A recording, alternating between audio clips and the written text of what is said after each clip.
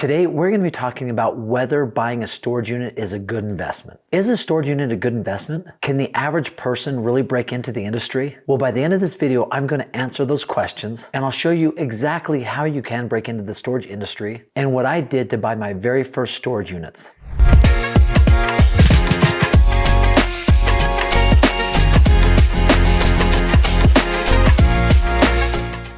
In today's real estate market, storage units might be one of the best investment strategies there is that's out there right now. But a lot of people have the question, where do I even begin? I want to dive into that world by first helping you understand how the storage unit world works. What are the different types of storage units out there? And ultimately, how I derive the value of the units, find the deals, and why I'm bullish on them. If you're ready, let's go. So how does the storage unit industry work? It falls under the mixed use, light industrial, or sometimes commercial umbrella of real estate investing. And they really provide opportunities for people to store their stuff, right? I mean, it is exactly what it sounds like. It's a storage unit. So people that have excess stuff, they can rent out storage units to put their things in there until they have the room to then take them out of there and occupy them in their homestead. It's a great industry because of the low maintenance that's required for an income producing property. If you think about it, or you compare it to a long-term rental or a short-term rental, usually you're spending a lot of time in there. When somebody's renting out a storage unit, they put their stuff in there and you probably never even talk to that person until they want to get their stuff out. Versus a long-term or short-term rental,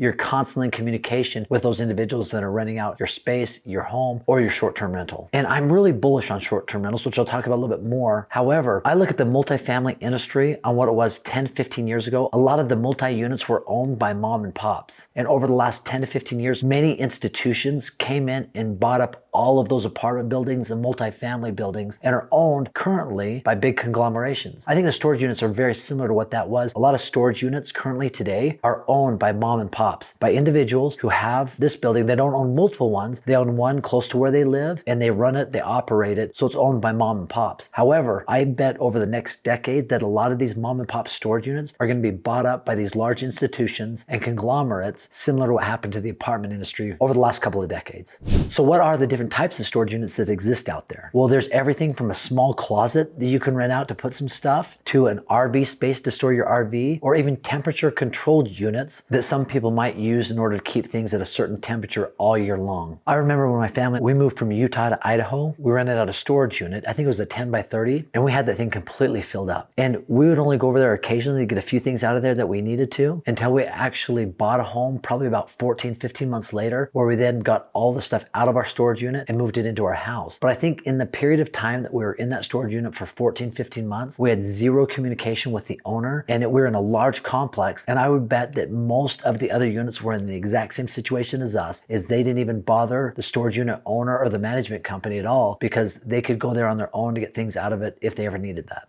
So now let's talk about how storage units are valued. Well, like anything in real estate, location plays a very important role in determining the value of a storage unit complex. And I always like to look at these three factors when I'm looking at finding storage unit complexes that might fit what I'm looking to do. Number one, are there recreational areas that are close to this? Are there universities or colleges? Is there a reason why people might be going here and might need to store things? For example, if there's recreational areas close, would an RV or a boat make sense to store here? Because that's where they travel to quite a bit and they want something to protect it or a place to store it throughout the winter where they might not be using it as much? Or are there an influx of move-ins and move-outs that are coming into the area? And the last thing, I like to look on the outskirts of large metropolitan areas when I'm looking for storage unit complexes. So continuing down the valuation path, there's two things that I like to look at. Number one, what the seller wants for the property, and two, revenue per month. Now, as we talk about these things, consider thinking about pricing expectations as we go throughout this exercise. Pricing expectations are key, right? What price can you expect to get out of these units? So you need to be thinking in those terms as we talk about this. And if you don't have this information, there's no point in wasting your time and going on. You need to understand what a pricing expectation is for the area. And if you're approaching somebody to purchase the storage units, a lot of times the seller will say, make me an offer. And I always utilize the two pieces of information in order to say something back to the seller. And I give it the old college try. I'll say something like, what are we talking about? $1 million? And I always shoot low based on the following analysis. And I always form this as a question. Then I'll be quiet and let the other person talk. And they'll always give you a hint that allow you to form rough pricing expectations. Now I'm walking you through exactly how I do this when I'm looking at a storage unit. The next point is how much much is the monthly revenue or annual revenue of the complex. Revenue by month is kind of tricky because a lot of storage unit owners will give you a figure based on 100% occupancy and 100% of the customers paying the street rates. However, that's almost impossible to take it at that face value, and I always sniff that out. Gross potential revenue is that figure that they're giving you, but it's not the realistic and actual monthly revenue price. And I also factor into that I know that about 60 to 90% of that gross revenue figure is actually what it will realize depending on how well it's managed. Now let's talk about the expense ratio. An expense ratio of 40% for every $100,000 in revenue is $40,000 in expense. And if you're below that number of 40%, then you are golden. You're in a really good spot. That's what we're shooting for. And then looking at the unit and saying how much revenue can you derive? How much more money could you increase the values? Really, if you're looking at a mom and pop run storage unit complex, chances are they've kept prices the same for a long period of time. And if you're able to go in and do a few things to fix up the property, whether it's mowing the lawn, whether it's putting down new gravel, whatever it might be, if you can raise the prices by even 10, 15, 20%, that's going to drastically increase your monthly and annual revenue to really make the numbers work. And I've seen that happen a lot of times with mom and pop storage units. Like I said, where they've been the same price for a long period of time, somebody goes in, buys it up, raises the prices, does a few things to fix up the property, and all of a sudden the storage unit complex is worth so much more than it was originally purchased for.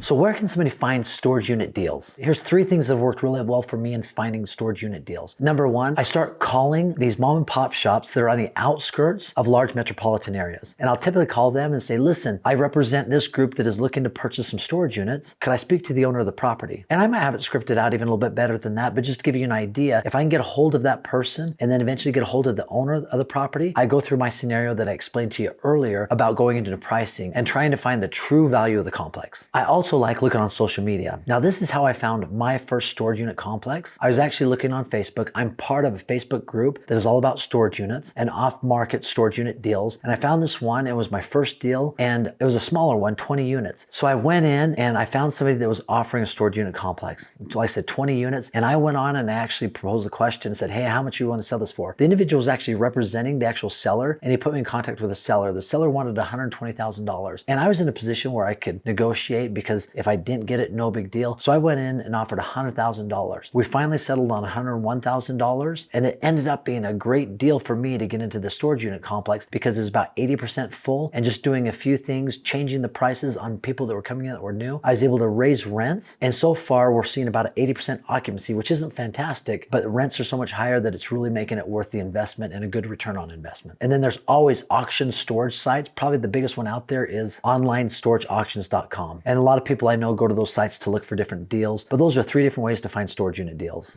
So is buying a storage unit a good deal? I think it absolutely is. As I mentioned, I think there's a massive opportunity with storage units where they're going to be gobbled up by institutions. So if you can go get your hands on some, they're also very low maintenance, both on upkeep as well as tenants that you have to deal with. And I'm just very bullish on them. I think over the next 3 to 5 to 10 years, storage units are going to increase in value. It's going to be something that people need. So I'm very bullish on them. But that's my experience. I'd love to hear your experience with storage units. Any ideas or thoughts you have, please leave a comment. Let's engage in a dialogue. And once again, just for visiting this episode and listening, I've got a free gift for you, aaronsfreetraining.com. It's a short-term rental calculator. If you go in, you put in the information about how much the unit costs, what the expenses are, it spits out to you whether it's a good deal or not. And once again, thanks for stopping by. Have an awesome day.